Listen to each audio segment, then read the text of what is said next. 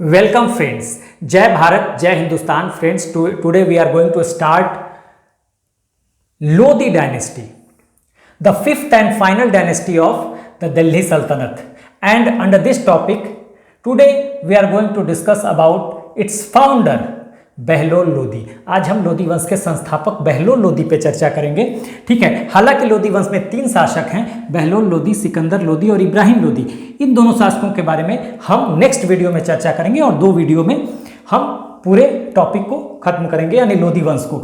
बहलोल लोदी का शासनकाल 1451 से 1489 एडी तक चलता है, सिकंदर लोदी का 1489 से 1517 एडी तक और इब्राहिम लोदी का 1517 से 1526 एडी तक। देखिए, जिसको मैंने लाल से सर्कल किया हुआ है, यही तीनों शासक हैं, तीन ही शासक हुए हैं यहाँ पर। ठीक है, बहलोल लोदी, उसके बाद इसका पुत्र सिकंदर लोदी, जिसका ओरिजिनल नाम निजाम खान था, आगे हम चर्चा करेंगे जब इसको पढ़ेंगे तो, और फिर सिकंदर लोदी का पुत्र इब्राहिम लोदी। हालांकि यहाँ बहलोल लोदी के दो पुत्र दिखाई दे रहे हैं और सिकंदर लोदी के भी यहाँ पर दो पुत्र दिखाई दे रहे हैं। तो एक बारबक शाह है जो सिकंदर लोदी से बड़ा था, और बहलोल लोदी का एक प्रमुख अभियान हुआ था जौनपुर, यहाँ पर जौनपुर जो ईस्टर्न यूपी में है, नॉर्थ वेस्ट ऑफ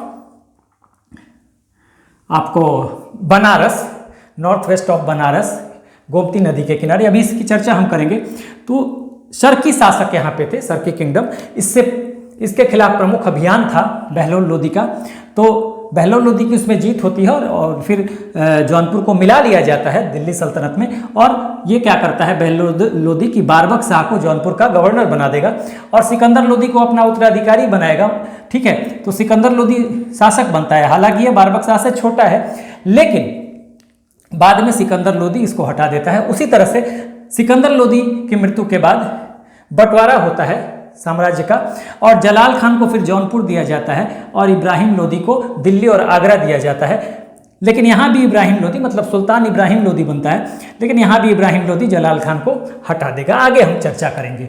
ठीक है, तो फिलहाल अभी देखिए, बहलोल लोदी को पढ़ने के पहले जरा सा हम देख लेते हैं कि दिल्ली सल्तनत के ये चार वंश पहले वंश थे, गुलाम, खिलजी, तुगलक और सैयद, और अंतिम वंश लोदी वंश। लोदी वंश का शासनकाल 1451 से 1526 एडी तक, जबकि गुलाम वंश की शुरुआत हुई थी 1206 एडी में, और 1206 से 1290 तक गुलाम वंश चलता है। उसके बाद 1290 से 1320 तक खिलजी वंश चलेगा, फिर 1320 से 1414 ईस्वी तक चलेगा तुगलक वंश, और फिर 1414 से 1451 ईस्वी तक चलेगा, यानी 1451 एडी तक चलेगा सैयद वंश, और 1451 एडी से लेकर 1526 एडी तक चलेगा लोदी वंश। अंतिम शासक देखिए इब्राहिम लोदी, 1526 में इसका शासनकाल खत्म हो जाएगा।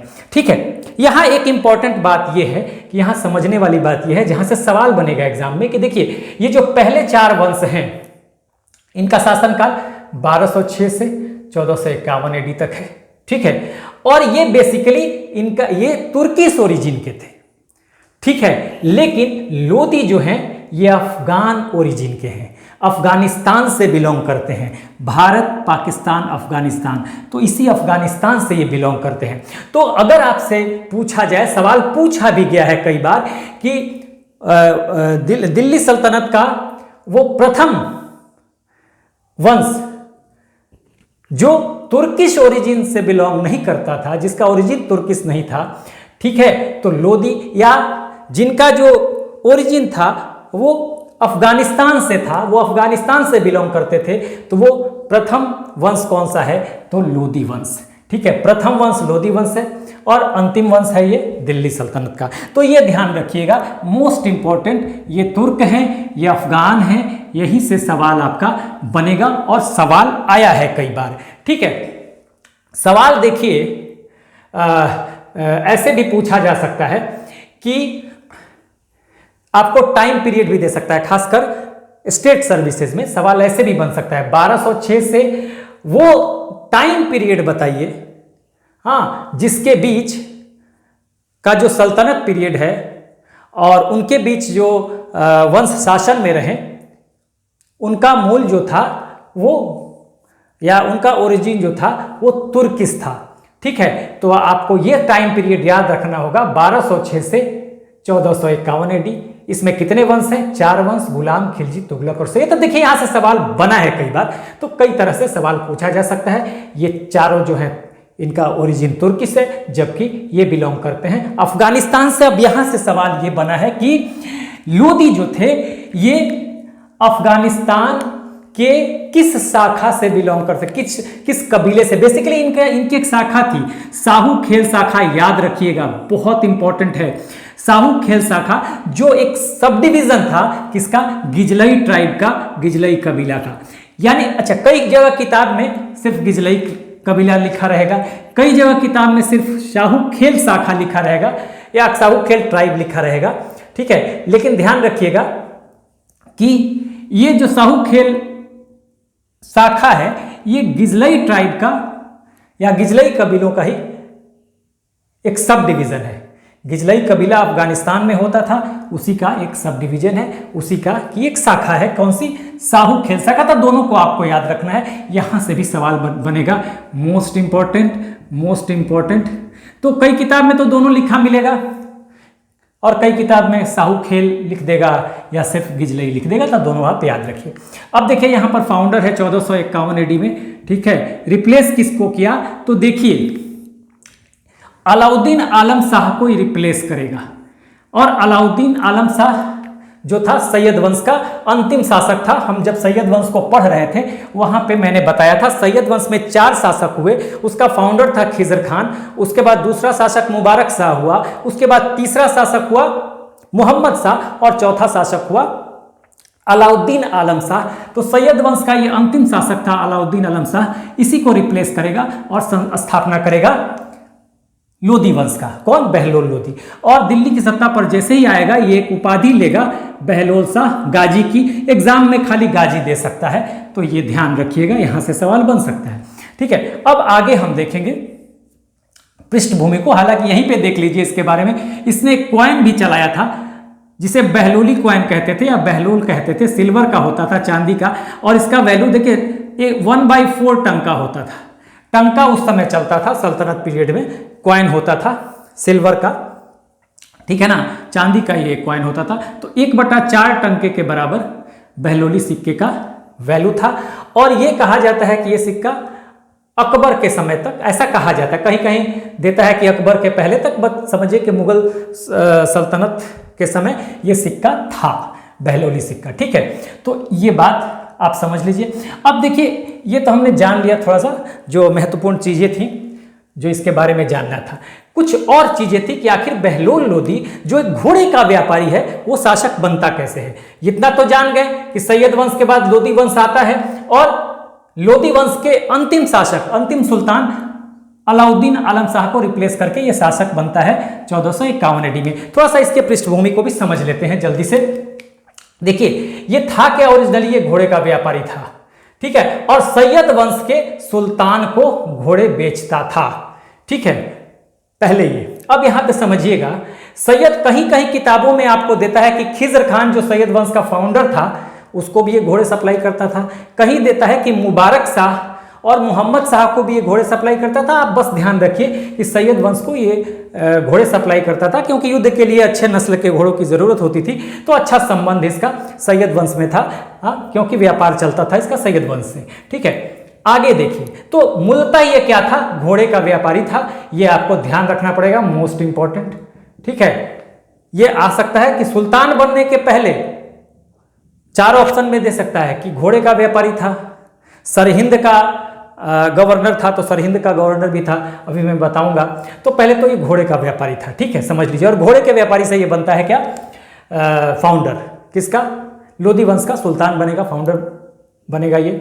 अब देखिए इसके बारे में थोड़ा जान जाते हैं। बेसिकली बहलोल लोदी के ग्रैंडफादर जो थे वो क्यों ये अफगान मूल के थे, मैंने बताया कि लोदी अफगान मूल के थे।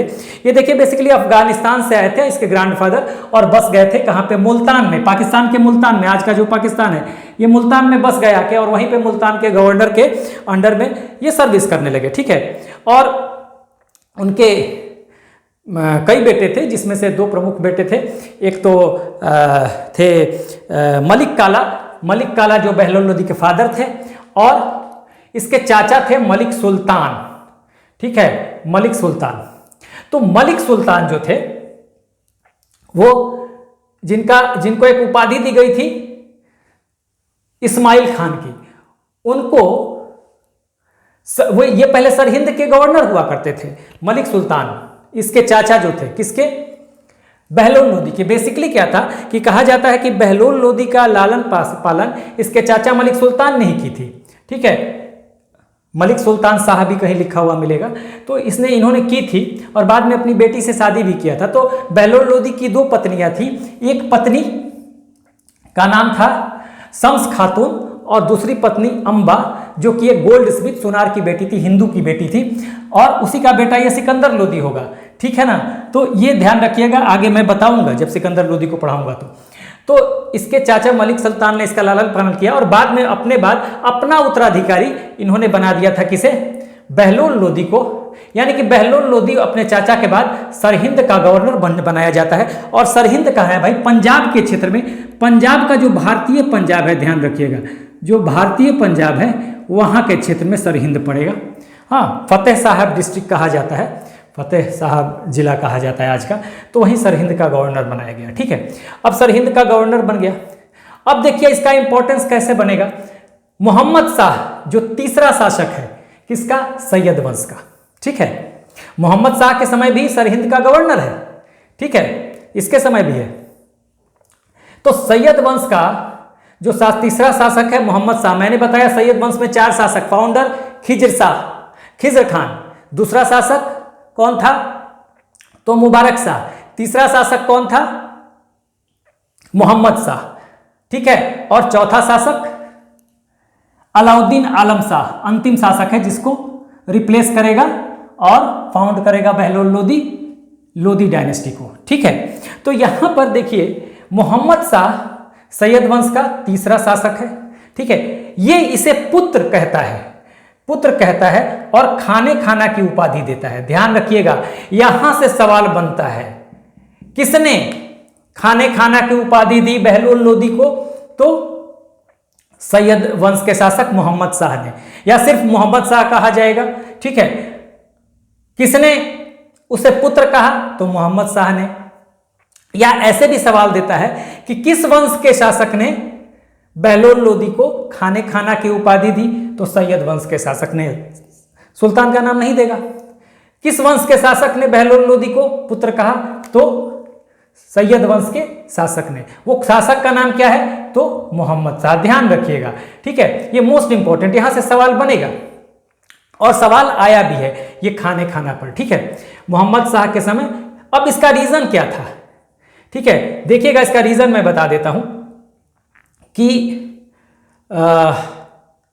इसका रीजन ये था कि मालवा यहां पर है, मालवा का शासक महमूद खिलजी मोहम्मद शाह के समय, यानी जब सैयद वंश का शासन चल रहा है, हाँ, और सैयद वंश में मोहम्मद शाह का शासन चल रहा है, उस समय मालवा का शासक महमूद खिलजी अटैक करता है दिल्ली सल्तनत पर। उसी समय मोहम्मद शाह कहता है किससे, बहलोल लोदी से, जब वो सरहिंद का गवर्नर है, कि भाई उसकी मदद के लिए आओ।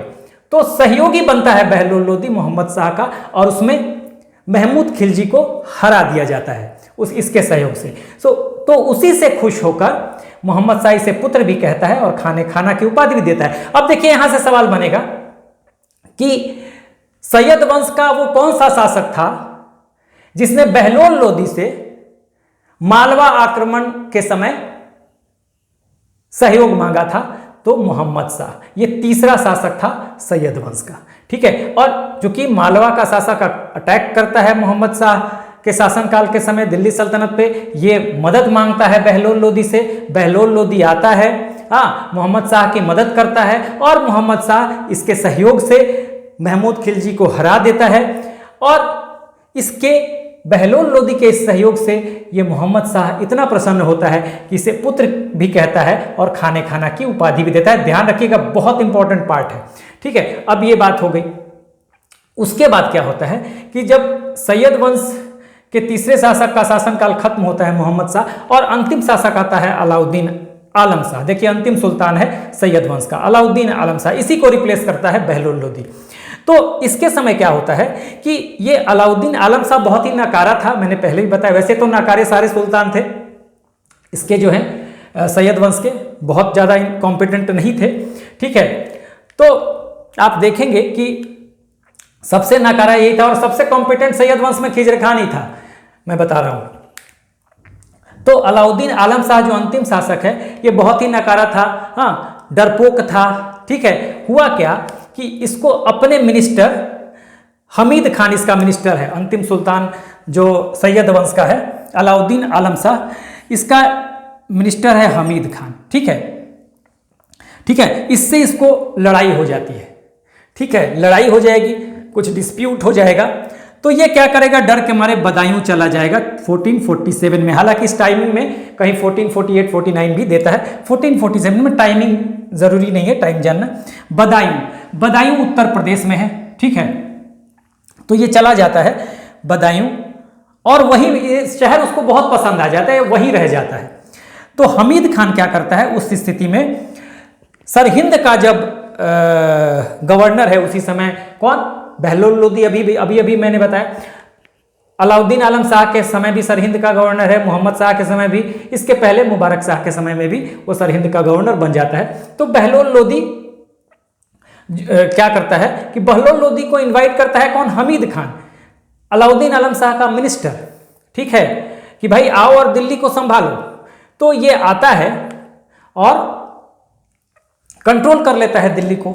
Bahlol invited Bahlol to control Delhi, ठीक है ना। किसने इनवाइट किया था, हमीद खान ने। हमीद खान कौन था, पहले तो सैयद वंश के अंतिम शासक अलाउद्दीन आलम शाह का ये मिनिस्टर था। इससे डिस्प्यूट हो जाएगा तो अलाउद्दीन आलम शाह डर के चला जाएगा बदायूं, ये शहर उसको पसंद आ जाएगा, वही रह जाएगा। तो एक तरह से कहा जाता है कि हमीद खान ने दिल्ली को कंट्रोल करने के लिए, ठीक है, देखिए यहां पर लिख भी दिया है ना, मिनिस्टर हमीद खान कौन है, मिनिस्टर अलाउद्दीन आलम शाह का, इसी का, ठीक है। तो इनवाइट करता है और ये दिल्ली कंट्रोल कर लेता है, ठीक है, दिल्ली कंट्रोल करता है। और बाद में क्या होगा कि इस हमीद खान को यही बहलोल लोदी कैद कर लेगा, ठीक है, कैद कर लेगा। क्यों, क्योंकि हमीद खान एम्बिशियस था, ये चाहता था इसे पपेट बना के रखे, कठपुतली बना के रखे, इसलिए इसको कैद कर लेगा, ठीक है, हमीद खान को, और फिर फुल फ्लेजेड ये सुल्तान बन जाएगा। तो एक तरह से हुआ क्या कि जब ये दिल्ली पहुंचता है, कंट्रोल करता है, तो इसने अलाउद्दीन आलम शाह, ये जो है यही अलाउद्दीन आलम शाह अंतिम शासक है, इसको इसने बदायूं में संदेश भेजा, क्योंकि वो तो बदायूं चला गया, यहाँ चला गया था बदायूं। तो बदायूं जब चला गया तो इसने कहा कि भाई आपके पिता यानी मोहम्मद शाह ने, ये अलाउद्दीन आलम शाह का फादर कौन था, मोहम्मद शाह, अंतिम सुल्तान था अलाउद्दीन आलम शाह, इसका पिता था मोहम्मद शाह सैयद वंश का। तो इसने कहा कि भाई बहलोल लोदी ने कि आपके पिता यानी मोहम्मद शाह ने मुझे पुत्र कहा था, देखिए खाने खाना की उपाधि भी दी थी, तो मैं बहुत कृतज्ञ हूं आपके वंश के प्रति। तो मैं ऐसा करूंगा कि मैं अपने को सुल्तान नहीं कहूंगा, खुतबे में अपना नाम नहीं लिखवाऊंगा, मैं खुतबे में आपका नाम ही रहेगा, यानी कि अलाउद्दीन आलम शाह का नाम रहेगा, और आपके प्रतिनिधि के रूप में मैं दिल्ली में शासन करूंगा, बहलोल लोदी ने कहा था, ठीक है। लेकिन इसने कहा कि भाई मुझे बदायूं बहुत पसंद आ गया है, और चूंकि मेरे पिता मोहम्मद शाह ने, अलाउद्दीन आलम शाह ने कहा कि मेरे पिता जो है, इसने कहा कि मेरे पिता जो मोहम्मद शाह हैं, इन्होंने आपको पुत्र कहा है, ठीक है, तो आप तो मेरे बड़े भाई जैसे हैं। किसको कहा, बहलोल लोदी को। तो मुझे कोई आपत्ति नहीं है, आप दिल्ली की गद्दी संभालिए, मैं बदायूं में एक परगने से ही खुश हूं, बदायूं में रहकर मुझे कोई प्रॉब्लम नहीं है, ठीक है। तो उसके बाद ये क्या करता है कि गाजी की उपाधि के साथ दिल्ली की गद्दी संभालता है, कौन, बहलोल लोदी, और इस तरह से 1451 में ये लोदी वंश की स्थापना कर देता है, ठीक है, कौन, बहलोल लोदी। ये बात आपको जानना चाहिए। अब समझिए इसके राजत्व के, थियरी ऑफ किंगशिप। देखिए अफगानों में, देखिए ट्राइब्स थे, अलग अलग ट्राइब्स थे अफगानिस्तान में, और अफगानों में इस तरह की का सिस्टम था कि वो सबको बराबर समझते थे। तो इसके राजत्व के सिद्धांत में भी वही चीजें देखने के लिए आई कि अमीर हैं, नोबल्स हैं, ठीक है, वो इक्वल थे इसकी नजर में। अब ये पूरी थियरी ऑफ किंगशिप बदल गई जब इन सुल्तानों के समय निरंकुशता थी, चाहे बलबन हो, चाहे अलाउद्दीन खिलजी हो, चाहे मोहम्मद बिन तुगलक हो, तो ये निरंकुश शासक थे, डिक्टेटर थे एक तरह से। यहां पे बदल गया, ये इसके थियरी ऑफ किंगशिप में कहते हैं सभी बराबर हैं। हाँ, ये जरूर था कि वो नोबल्स में फर्स्ट एमॉन्ग द नोबल्स, ठीक है, लेकिन वो प्रधान नहीं है, अमीरों का, सरदारों का, नोबल्स का प्रधान नहीं है। इसके लिए क्या करता था, ये जताता भी था, बहुत काइंड हार्टेड था, जेनरस था, ऐसा कहा जाता है। तो अपने आप को अफगानी नोबल्स के साथ एडजस्ट करने के लिए, उनको खुश रखने के लिए, अपनी सत्ता को बरकरार रखने के लिए ये बहुत अच्छा बिहेव करता था। इवन गद्दी पे नहीं बैठता था, हाँ, अपने गद्दी पे नहीं बैठता था, ठीक है, ये उन्हीं के साथ कारपेट पे बैठता था नीचे और डिस्कशन करता था। तो इसके राजत्व का सिद्धांत में सभी नोबल्स जो है इक्वल है। बाद में ये सब बदल देगा सिकंदर लोदी या इब्राहिम लोदी, और इसका नुकसान भी होगा जब लोदी वंश खत्म हो जाएगा। तो राजत्व का सिद्धांत बिल्कुल इन तुर्कों से अलग था। इसका किसका? बहलोल लोदी का। उसके बाद देखिए ये बहुत इंपॉर्टेंट है, मैं बताऊं, ये जौनपुर सफल अभियानों में देखिए जौनपुर था, मेवात था, ग्वालियर था। ग्वालियर इसका अंतिम अभियान था, लिख लीजिएगा अगर कहीं, ये लास्ट, ये जो है लास्ट अभियान था इसका, सभी सफल अभियान थे, लास्ट एक्सपीडिशन, ठीक है। अब देखिए यहां पर जब ये शासक बनता है, समझिएगा, उसी समय से जौनपुर के जो शर्की शासक हैं इसके लिए प्रॉब्लमेटिक हैं, और तमाम समय जितने दिन ये शासन काल में रहा 1451 से 1489 तक स्ट्रगल इसका जारी रहा। हालांकि ये मिला लिया था जौनपुर को अपने में, दिल्ली सल्तनत में। तो जौनपुर के शर्की शासकों के साथ, कौन से शासक थे पूछा जाता है, जौनपुर में कौन सा किंगडम था, कौन सा वंश था? शर्की वंश था। ध्यान रखिएगा, ये जौनपुर यही है, देखिए ईस्टर्न उत्तर प्रदेश में। अब मैं आपको जौनपुर के बारे में बताऊंगा। बेसिकली जौनपुर के शर्की शासकों से इसने जीत हासिल की और जौनपुर को दिल्ली सल्तनत में मिला लिया, ठीक है। कौन सा वंश वहां शासन कर रहा था? शर्की वंश, ठीक है ना। शर्की वंश के बारे में अभी मैं बताता हूं आपको। और यहीं पे मैंने बताया कि अपने पुत्र बारबक शाह को ये जौनपुर सौंप देता है, यहाँ का गवर्नर बना देता है। मिलाने के बाद अपने सल्तनत में मिलाया और यहाँ का गवर्नर बना दिया। सिकंदर लोदी को इसने अपना उत्तराधिकारी बनाया था, लेकिन बाद में सिकंदर लोदी बारबक शाह को हटा देगा जौनपुर से, ठीक है। तो ये समझने वाली बात है। अब जौनपुर देखिए, जौनपुर के बारे में देखिए, ये ईस्टर्न यूपी में है जौनपुर एक तरह से, और ईस्टर्न यूपी को अगर देखा जाए तो ये नॉर्थ वेस्ट ऑफ बनारस पड़ता है। बनारस के उत्तर पश्चिम में आपको गोमती नदी के किनारे। बेसिकली इस जौनपुर नगर को बसाया गया था फिरोज शाह तुगलक के द्वारा, एफएसटी के द्वारा। क्यों? क्योंकि ये फिरोज शाह तुगलक ने इसे अपने भाई जौना खान, जिसे मोहम्मद बिन तुगलक भी कहा जाता था, हाँ, आप जानते हैं कि महत्वपूर्ण सुल्तान, दूसरा महत्वपूर्ण सुल्तान तुगलक वंश का, मोहम्मद बिन तुगलक, जिसका ओरिजिनल नाम जौना खान था। तो जौना खान के नाम पर ही उसकी याद में फिरोज शाह तुगलक ने जौनपुर शहर बसाया था। और जब ये तुगलक वंश अपने डिक्लाइन पे था, उसी समय तुगलक वंश के एक वजीर ख्वाजा ए जहां मलिक सरवर ने जौनपुर में एक इंडिपेंडेंट किंगडम बनाया, जिसे शर्की वंश कहा गया। बेसिकली इसने जब वो किंगडम बनाया तो इसको कहा गया, इसको एक उपाधि मिली ख्वाजा ए जहां मलिक सरवर को, मलिक उस शर्क।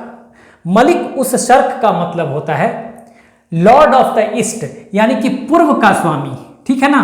तो जौनपुर जो किंगडम था, जौनपुर का शर्की किंगडम, यहां मैं बता दूं कि शर्की किंगडम जो जौनपुर का था, शर्की किंगडम, इसे मलिक सरवर पूरा नाम, फाउंडर था शर्की वंश, जौनपुर में था, ठीक है। ये मैं मिटा देता हूं यहां से, ताकि जौनपुर में था शर्की वंश, और इस शर्की वंश का फाउंडर था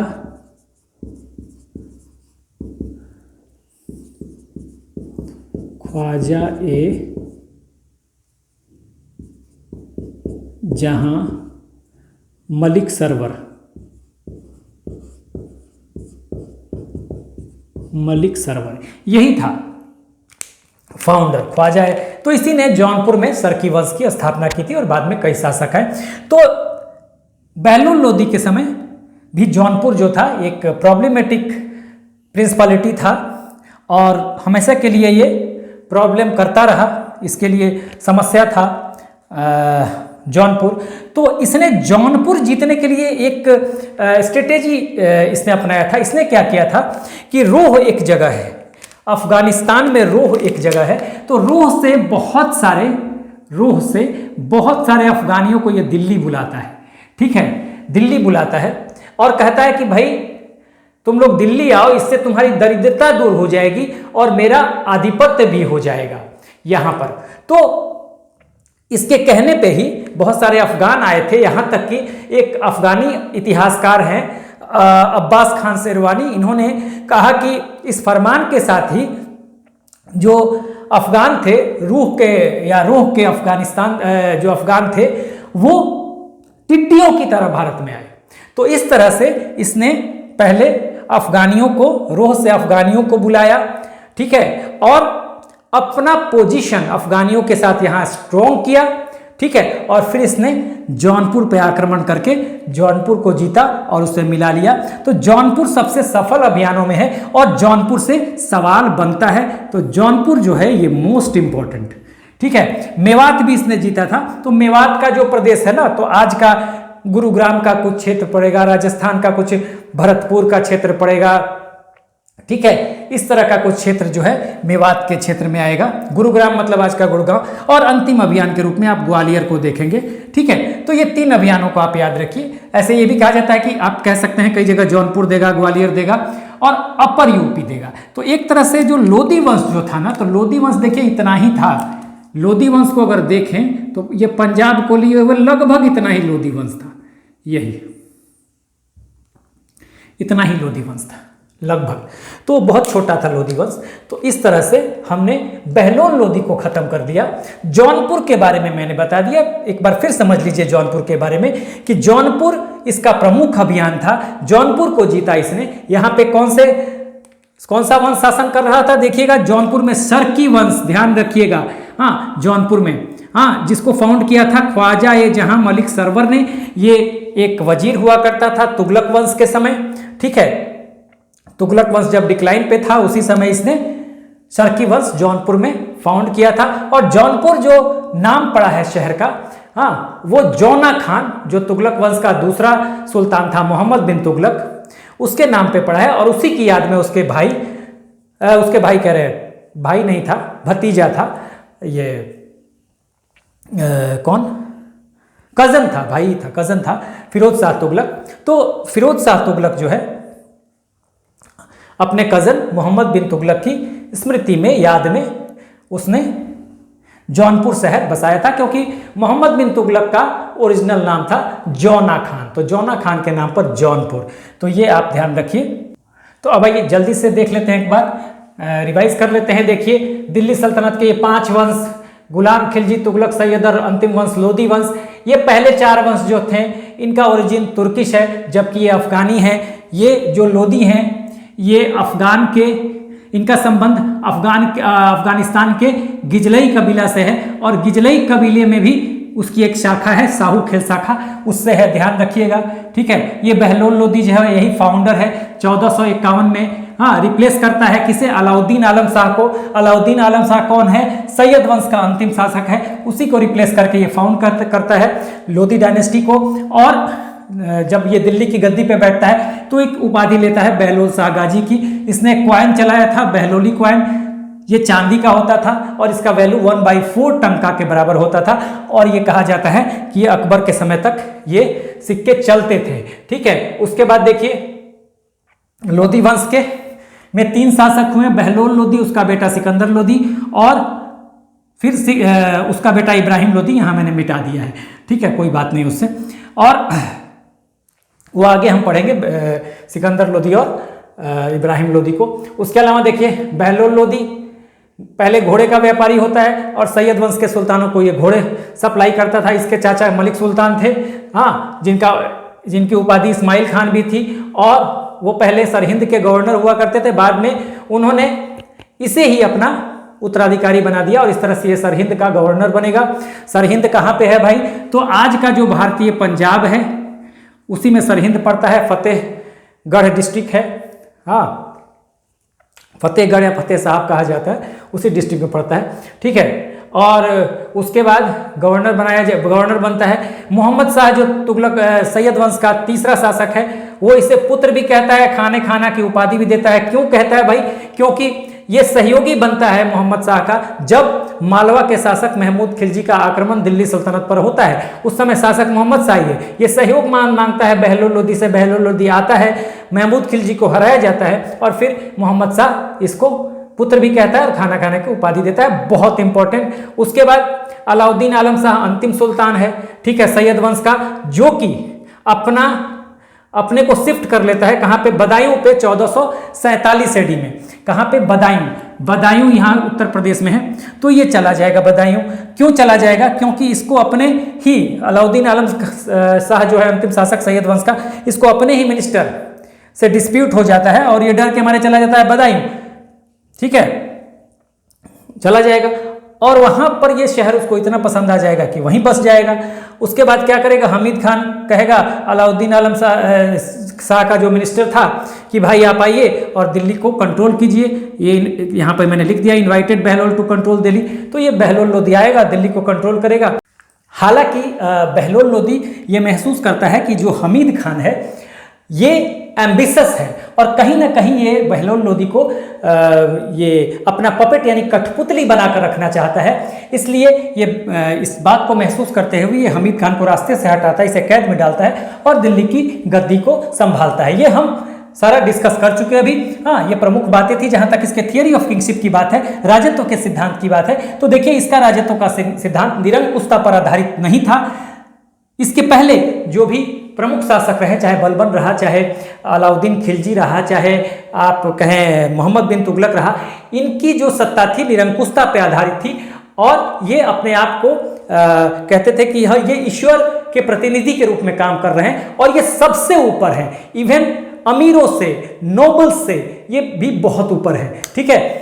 इनकी तुलना किसी से नहीं की जा सकती। एक तरह से कहा जाए तो ये कहते थे कि ईश्वर के बाद यही है। लेकिन यहाँ इसके राजत्व में, बहलोल लोदी के राजत्व के सिद्धांत में आप देखेंगे कि ये कहता है कि जो नोबल्स हैं, अफगान नोबल्स, ये कहता है कि भाई वो सुल्तान की तरह ही है, उनको बराबरी का दर्जा देता है।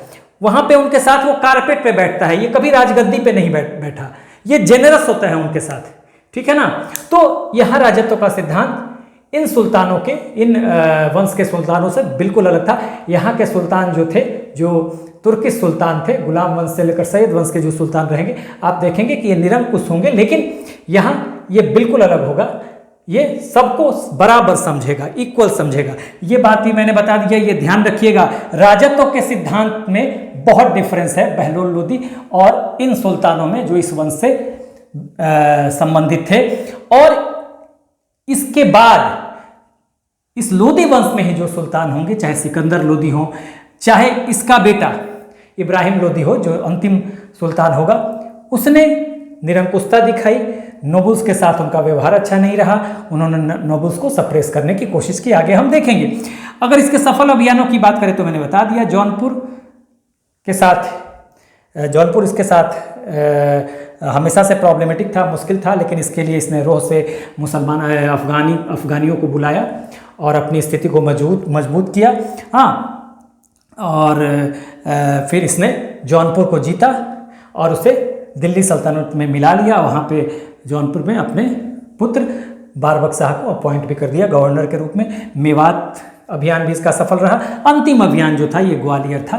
तो इस तरह से अगर देखा जाए तो हमने बहलोल लोदी को बहुत ही अच्छी तरह से खत्म कर लिया। नेक्स्ट वीडियो में हम सिकंदर लोदी और इस वंश के, लोदी वंश के अंतिम शासक इब्राहिम लोदी को देखेंगे और उसके बाद लोदी वंश जो कि दिल्ली सल्तनत का अंतिम वंश है उसको भी हम खत्म कर लेंगे। तो अभी लीजिए आप एक screenshot. So this is the end of the video. Do like, share and subscribe. Take care. Keep smiling. Jai Hind.